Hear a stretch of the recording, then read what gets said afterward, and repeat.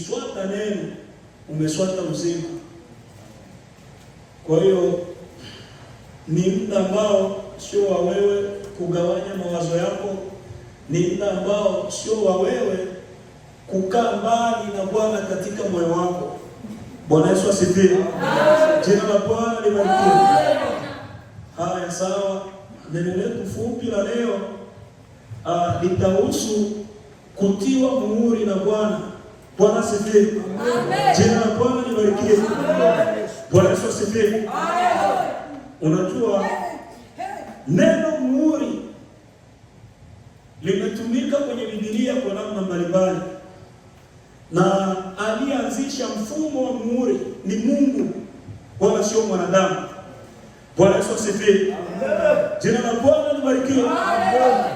Sababu muhuri ulitumika kama saini ya utawala fulani. Muhuri ulitumika kama neno siri. Muhuri ulitumika kama kuonyesha uhalali ama hati ya kumiliki kitu. Bwana asifiwe. Jina la Bwana libarikiwe. Kwa hiyo tutaliangalia neno muhuri kiundani zaidi. Bwana asifiwe. Jina la Bwana libarikiwe. Kwa hiyo hatutahubiri, tutafundisha ili upate kuelewa. Bwana Yesu asifiwe. Jina la Bwana libarikiwe. Maana naweza nikahubiri na usielewe, lakini Mungu atuwezeshe ili kadiri tutakavyofundisha watu wapate kuelewa nini maana ya kutiwa muhuri. Lakini nataka tuanze, nani aliyeanza kuonyeshwa alama ya kuwekwa muhuri? Bwana asifiwe. Jina la Bwana libarikiwe. Kwenye Mwanzo sura ya 4, nadhani wewe sio mgeni, ni habari za Kaini pamoja na ndugu yake Abeli. Na hapa muhuri umewakilisha alama fulani, na hiyo alama tutaifungua ni alama inayomaanisha nini. Bwana asifiwe. Jina la Bwana libarikiwe.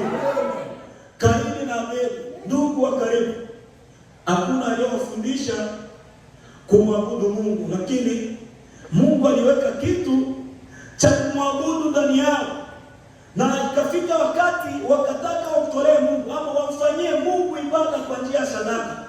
Wakaenda kutoa sadaka, lakini huyu mtu aliyeitwa Kaini ndani yake akawa na kitu kinachoitwa wivu.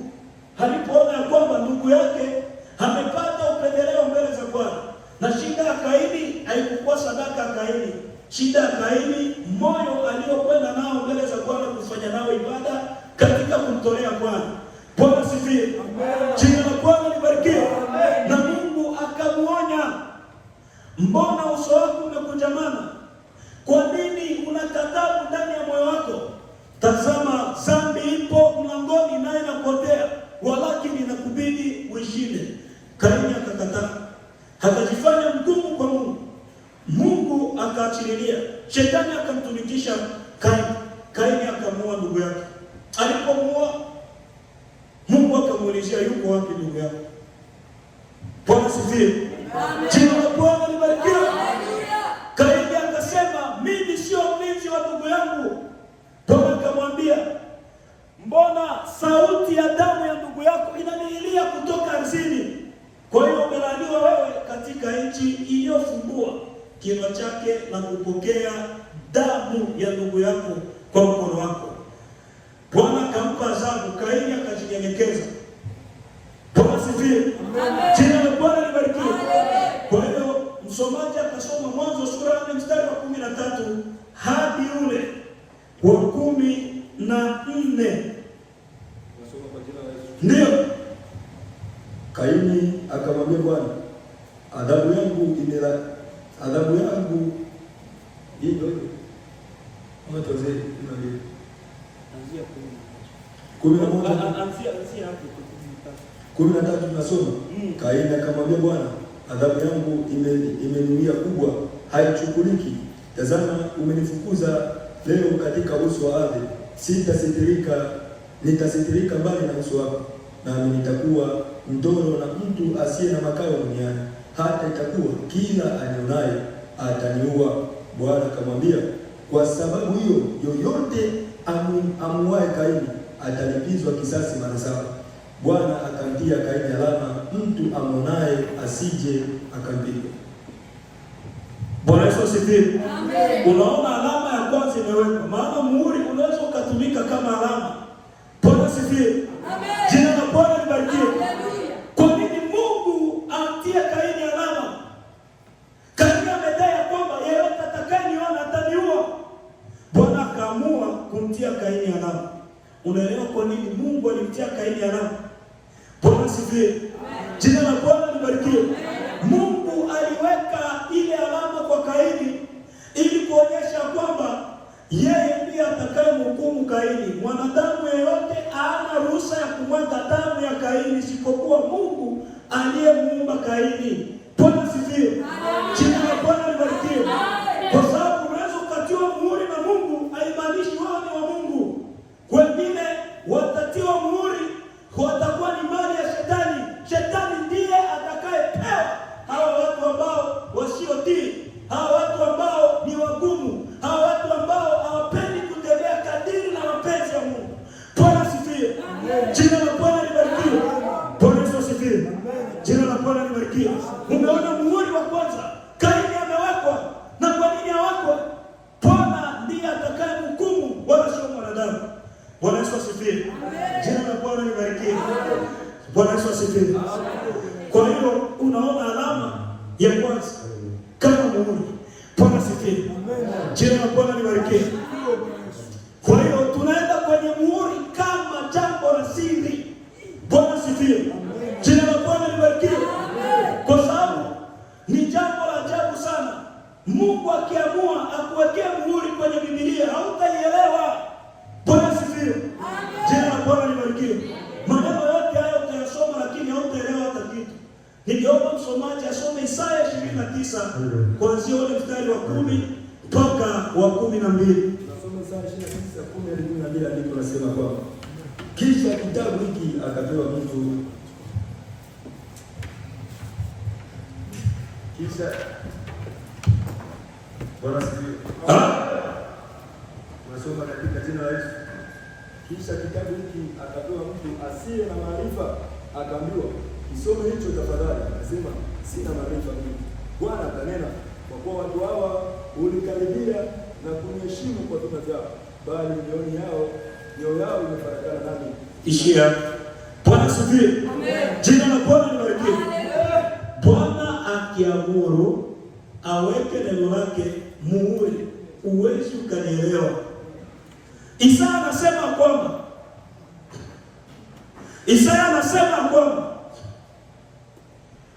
kisha itakuwa maneno ya kitabu hiki apewa mtu mwenye maarifa, kwa sababu Bwana ameamua kukitia muhuri kile kitabu.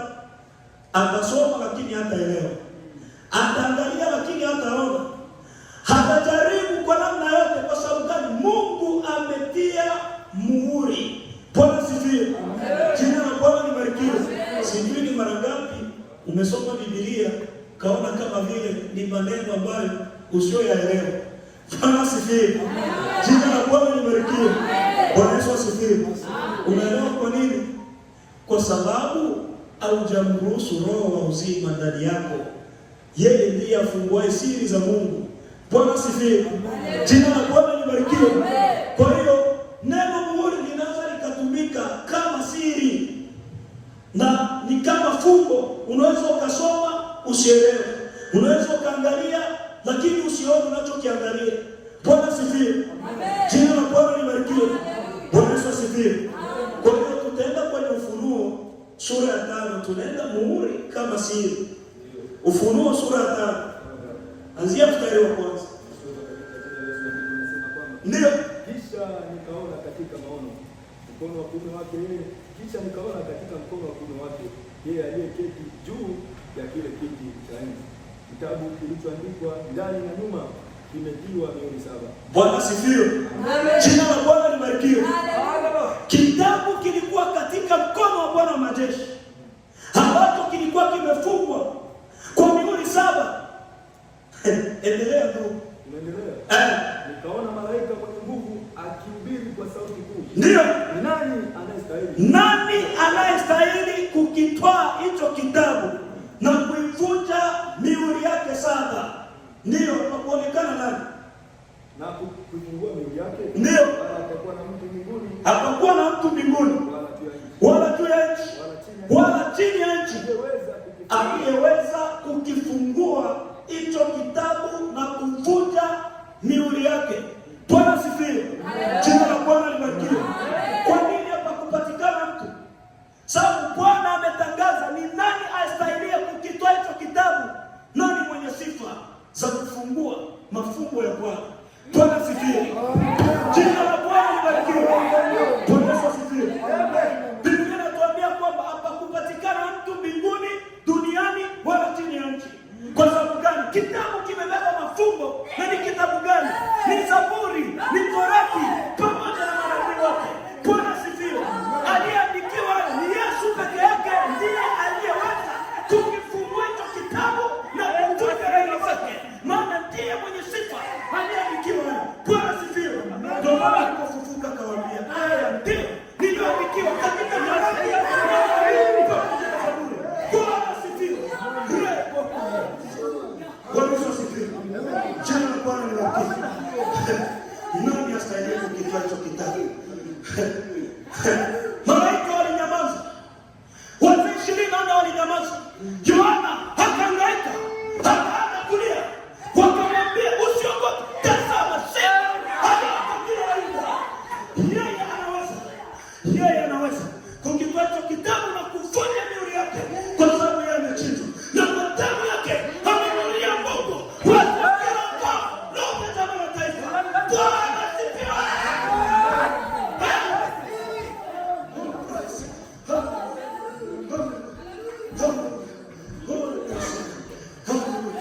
Hakuna aliyeweza na hakuna ambaye angeweza.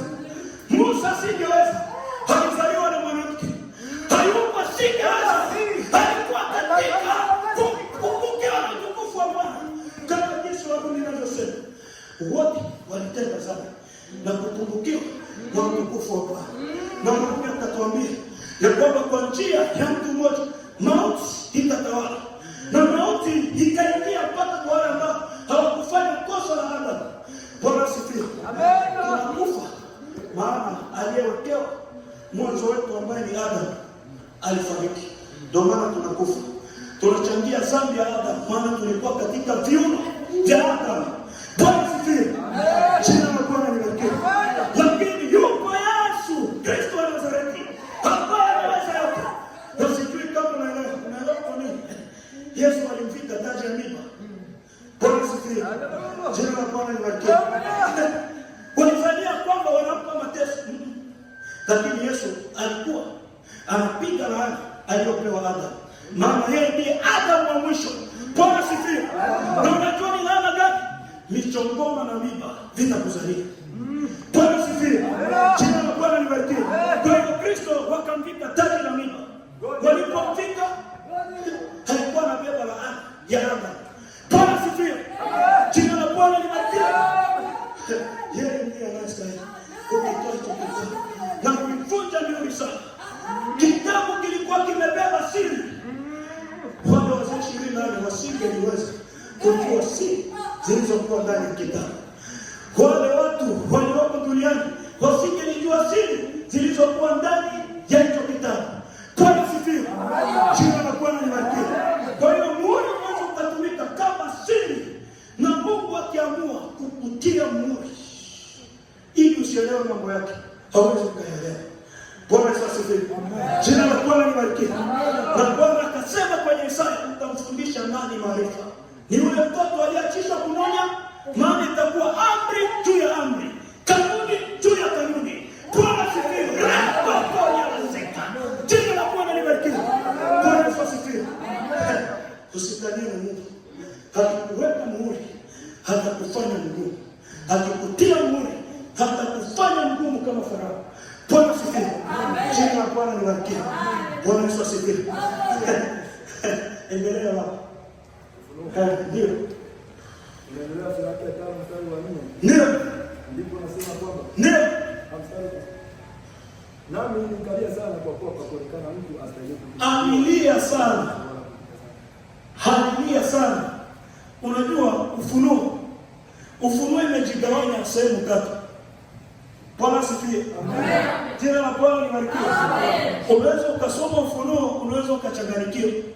Ufunuo kuna mambo yaliyopita, kuna mambo yanayokuja na mambo yaliyopo sasa. Bwana asifiwe. Amen. Jina la Bwana libarikiwe.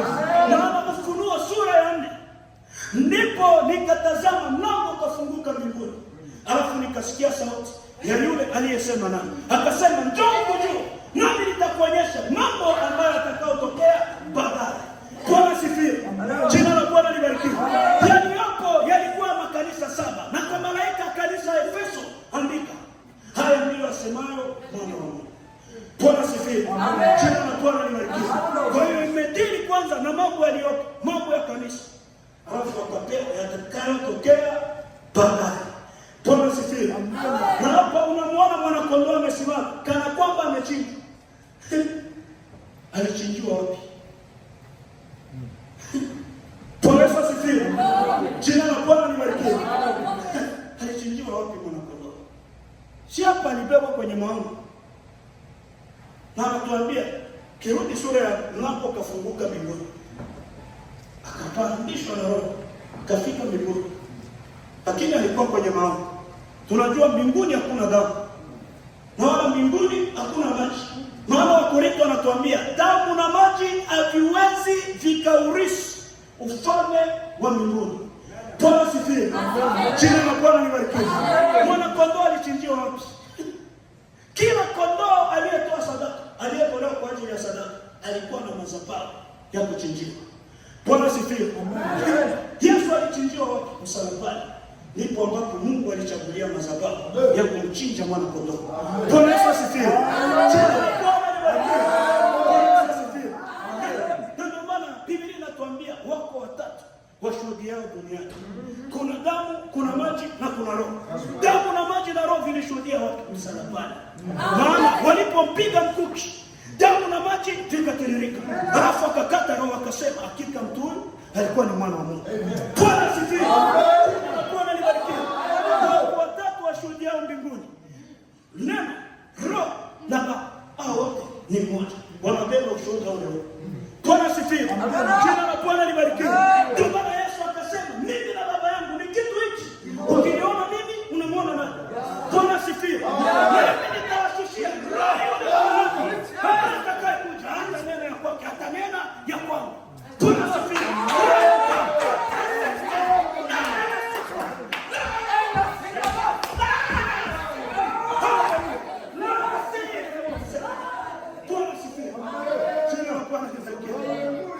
Watu watatu washuhudia. Ukisoma kitabu cha Yohana, ndio Yohana sura ya 6 mstari wa 63 ndiko nasema kwamba roho ndiyo itiayo uzima. Roho ndiyo itiayo uzima. Mwili haufai kitu. Mwili haufai kitu. Neno hayo niwaambiayo. Maneno hayo niwaambiayo. Ni roho tena ni uzima. Kipuzia mauti yanakuangukia. Bwana asifiwe. Jina la Bwana libarikiwe. Bwana Yesu asifiwe. Takwambia wako wanaoshuhudia. Na wote ni wewe. Sio watatu. Lakini wanaonekana kama watatu. Bali ni mmoja. Maana habari yao ni Bwana asifiwe. Unajua habari yao? Habari njema. Bwana Yesu asifiwe. Na kwa nini inaitwa habari njema? Maana anayeleta ni mwema. Bwana asifiwe. Jina la Bwana libarikiwe. Bwana Yesu asifiwe. Bwana asifiwe. Muhuri kama siri. Danieli akaambiwa na Gabrieli, Danieli, yatie muhuri maneno haya. Maana ya kuhusu yanahusu kizazi kinachokuja. Unajua maana yake? Aliambiwa weka siri. Sitoboa ulichoonyeshwa. Kaki, umeona nyamaza. Maana haya ya kuhusu wewe utalala kwa amani. Lakini siku hiyo yatakapotimia, walio wako watafufuka wengi kwa ajili ya uzima na wengine kwa ajili ya aibu ya milele. Bwana asifiwe. Jina la Bwana libarikiwe. Bwana Yesu asifiwe. Kuna vitu vingine Mungu anakuonyesha haupaswi kuvitangaza. Yaweke Mungu. Maana hayahusu kila mtu. Anakuonyesha siri. Tunza. Bwana sifiwe. Jina la Bwana libarikiwe. Ndio. Wakorintho wa kwanza sura ya 2 mstari wa 14 ndiko nasema kwamba basi mwanadamu wa tabia ya asili apokee mambo ya roho wa Mungu. Mwanadamu wa tabia ya asili. Unajua mwanadamu wa tabia ya asili dhambi. Ukiwa mwenye dhambi huwezi ukapata ya Mungu. Bwana asifiwe. Amen. Jina la Bwana libarikiwe. Ili upate ya Mungu lazima uwe wa Mungu. Mungu hawezi akakupa ya kwake na wewe huko unamkataa. Haiwezekani. Bwana asifiwe. Jina la Bwana libarikiwe. Bwana asifiwe. Lazima uwe wa Mungu ili upokee ya Mungu. Mungu hawezi akakupa mambo yake na wewe sio wa kwake. Bwana asifiwe. Jina la Bwana libarikiwe. Yesu asifiwe sana. Bwana asifiwe. Kwa hiyo muhuri ni kama siri. Muhuri ni kama siri. Danieli ameambiwa weka maneno haya ya chunge kama muhuri. Bwana Yesu asifiwe. Jina la Bwana libarikiwe. Lakini pia muhuri unaweza kukutambulisha wewe ni wa nani. Bwana asifiwe. Jina la Bwana libarikiwe. Na Bwana amesema nini kwenye Hagai? Hagai 2:23. Bwana amesema hivi. Na katika siku hiyo nitakuchukua wewe Zerubabeli mwana wa Shealtieli, nami nitakufanya kama pepo ya muhuri, maana nimekuchagua. Bwana asifiwe. Jina la Bwana libarikiwe. Bwana asifiwe. Muhuri unaweza kukutambulisha wewe ni nani. Bwana asifiwe. Jina la Bwana libarikiwe. Twende kwenye Ufunuo. Ufunuo sura 13. Muhuri unakutambulisha wewe ni nani. Bwana asifiwe. Amen.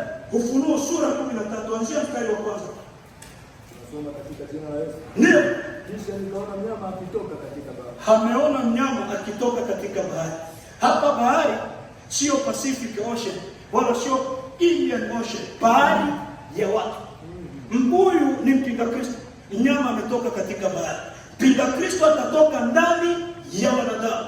Hatakuwa ni mwanadamu. Danieli anasema atakuwa na uso mkali. Yaani ukimwona unamwabudu bila hata kusukumwa kumwabudu. Sasa wewe wanakuambia umwabudu Yesu sasa hivi, unaona uzito. Mpinga Kristo anakuja, hatatokea katikati yetu kama mwanadamu. Hatatokea katika bahari, bahari ya wanadamu, sio bahari ambao unayoijua wewe. Bwana asifiwe. Jina la Bwana libarikiwe. Ndio endelea ndugu. Alikuwa na pembe 10 na vichwa 7. Hapa pembe ni nguvu ama utawala, ufalme. Bwana asifiwe. Jina la Bwana libarikiwe. Kwa hiyo atatumika na serikali za dunia. Bwana asifiwe. Jina la Bwana libarikiwe. Bwana Yesu asifiwe. Jina la Bwana libarikiwe. Endelea ndugu. Juu ya pembe zake ana vilemba 10. Ana vilemba 10. Juu ya kichwa chake majina ya kukufuru. Ana majina ya kukufuru. Atapingana na chochote kinachoitwa Mungu. Naye atapewa. Endelea ndugu. Na yule mnyama niliyemwona alikuwa mfano wa chui. Alikuwa mfano wa chui. Na miguu yake ilikuwa kama miguu ya dubu. Hatutaingia huko leo. Bwana asifiwe. Jina la Bwana libarikiwe. Shuka mpaka kwenye muhuri. Bwana asifiwe. Amen, amen. Ufunuo 13 tunaanzia mstari wa 15 na 16. Ndio.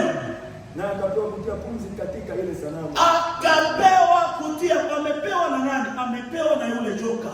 Maana atatawala kwa nguvu za shetani. Bwana asifiwe. Amen. Jina la Bwana libarikiwe. Hatatawala kwa nguvu zake mwenyewe. Hatatawala kwa nguvu za shetani. Danieli anasema kwamba hatatumika kwa Mungu mgeni, wala si Mungu wa baba zake. Bwana asifiwe. Jina la Bwana libarikiwe. Endelea baba. Ndio. Ile sanamu iongee. Ile sanamu iongee. Wataka miujiza. Mnataka ishara. Mtapewa ishara siku za mwisho. Na mtatiwa muhuri wa mpinga Kristo mkimkataa Mungu. Bwana asifiwe. Jina la Bwana libarikiwe. Bwana asifiwe. Maana hii itakushangaza kama una Mungu. Unaona mnyama anatia pumzi ndani ya sanamu, mpaka naongea. Utashangaa. Bwana asifiwe. Jina la Bwana libarikiwe. Endelea baba. Ndio. Na kuwafanya wote wasisujudu sanamu wao. Na kuwafanya wote ambao wasujudie sanamu wao. Ni wakina nani? Ni wale waliosimama pamoja na Bwana. hawawezi wakajinajisi kwa kufanya ibada ya kigeni na kwenda kuabudu Mungu mwingine ambaye si Mungu anasimamia roho zao. Bwana asifiwe. Jina la Bwana libarikiwe. Ndio tunaendelea. Na kuwafanya wadogo kwa wakubwa na matajiri kwa maskini. Ndio. Na walio huru kwa watumwa. Watiwe chapa katika mkono wao. Watiwe nini? Watiwe chapa katika. Watiwe nini? Watiwe chapa. Ndio. Katika mkono wao wa kulia na katika vipaji vya nyuso zao. Unaona kwa nini wawekewe hii alama? Bwana asifiwe. Jina la Bwana libarikiwe. Ili iweze kujulikana ya kwamba hawa ni mali ya shetani. Bwana asifiwe. Jina la Bwana libarikiwe. Na wengine walishapigwa alama na shetani ya kwamba huyu ni mali yangu. Unajua kwa nini? Haachi pombe, haachi uzinzi, hata kama amehubiriwa, hata kama ameombewa, bado yuko pale pale. Ametiwa alama na shetani. Bwana asifiwe. Jina la Bwana libarikiwe. Bwana asifiwe. Yaani atachagua watoto wanani wote atawaweka alama ili ionekane hawa ni mali ya shetani. Bwana asifiwe. Jina la Bwana libarikiwe. Bwana asifiwe. Kwa hiyo Mungu na yeye anatutawala kwa kututia muhuri. Bwana asifiwe. Jina la Bwana libarikiwe. Kwa sababu muhuri unawakilisha ufalme gani unaomiliki hapo. Bwana asifiwe. Unajua kwa nini kaburi la Yesu lilitiwa muhuri? Kwa sababu watu walio upande wa Yesu wasije wakagusa ile kaburi. Maana ule muhuri unawakilisha serikali ya Rumi. Ili mtu yeyote akishika hashikwe ya kwamba amevunja sheria ya Kaisari. Bwana asifiwe. Jina la Bwana libarikiwe. Ndio maana wakamwendea Pilato wakamwambia, yule mjanja alisema siku ya 3 atakuwa amefufuka. Na uongo wa kwanza utakuwa mkubwa kuliko wa mwisho. Pilato akawaambia, wekeni walinzi, maana mna walinzi. Wakalinde mtu wake. Wakamwambia Pilato, hatujatosheka. Tupe na pete ya muhuri. Muhuri wa nani? Wa Kaisari. Maana Pilato alikuwa ni wakili wa serikali ya Rumi. Bwana asifiwe. Jina la Bwana libarikiwe. Kwa hiyo wakapewa muhuri wakatia kwenye jiwe. Halafu wakasema, ngoja tuone kitakachofuata. Mungu ni wa ajabu. Mungu akaweka mpaka askari wake walioamini Mafarisayo. Kawajia pale wao shuhuda. Bwana asifiwe. Jina la Bwana libarikiwe. Ndipo malaika wa Bwana wakashuka. Waliposhuka tu mavazi yao jamaa wakazimia.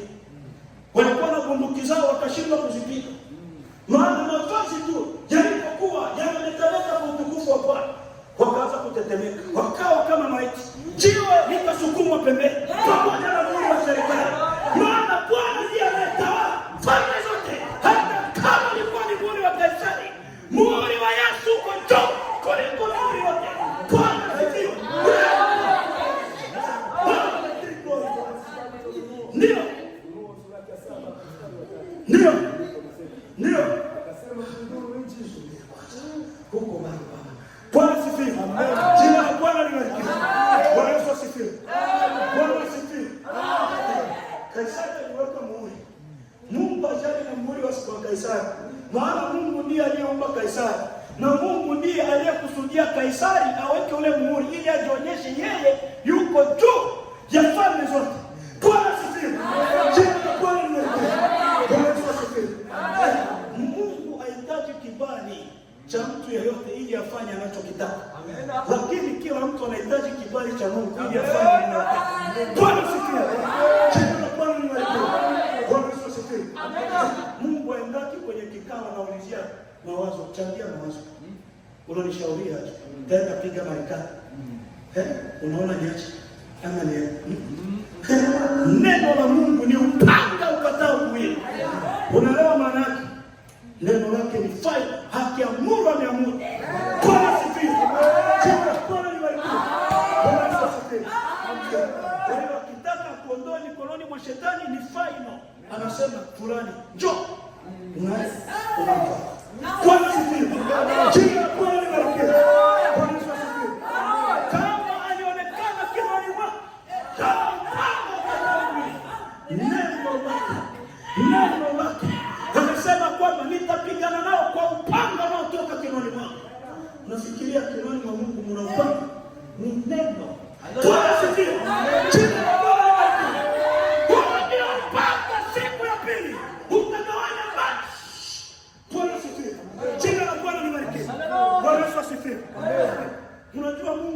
alikuwa anajificha. Siku ya kwanza akasema tazama ni vyema sana. Siku ya pili hakujipa max. Bwana asifiwe. Amen. Jina la Bwana libarikiwe. Bwana asifiwe.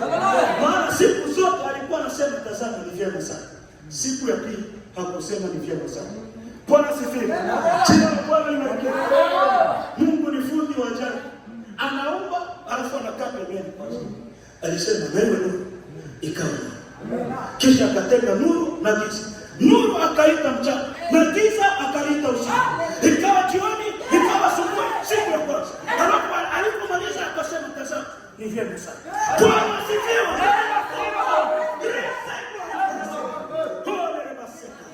Bwana asifiwe. Jina la Bwana libarikiwe.